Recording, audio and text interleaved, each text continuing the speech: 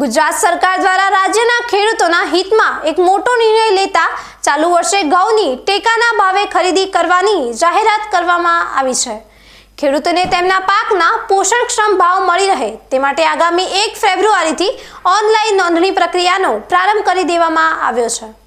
રાજ્ય સરકાર દ્વારા રવિ માર્કેટિંગ સિઝન 2026-27 માટે ઘઉંના ટેકાના ભાવ જાહેર કરવામાં આવ્યા છે, જેમાં આ વખતે ખેડૂતોને પ્રતિ ક્વિન્ટલ 2585 રૂપિયાનો ભાવ મળશે। જે ખેડૂતો પોતાના ઘઉં ટેકાના ભાવે વેચવા ઈચ્છતા હોય તેમણે 1 માર્ચ સુધીમાં ગ્રામ્ય કક્ષાએ VCE મારફતે ઓનલાઈન નોંધણી કરાવવી ફરજિયાત રહેશે।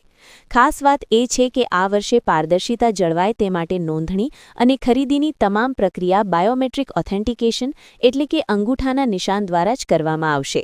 રાજ્યમાં ઘઉંની પ્રત્યક્ષ ખરીદી 4 માર્ચથી શરૂ થશે, જે 15 મે સુધી ચાલશે। નોંધણી માટે ખેડૂતોએ આધાર કાર્ડ, 7/12, 8A ઉતારા અને બેંક પાસબુક જેવા જરૂરી દસ્તાવેજો સાથે રાખવાના રહેશે।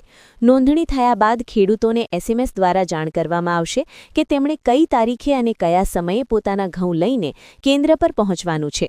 જો કોઈ ખેડૂતને આ પ્રક્રિયામાં મુશ્કેલી જણાય તો નિગમ દ્વારા જાહેર કરવામાં આવેલા હેલ્પલાઇન નંબર પર સંપર્ક કરી શકશે। ટેકાના ભાવે ખરીદીની આ જાહેરાતથી ખેડૂતોમાં આનંદની લહેર જોવા મળી રહી છે।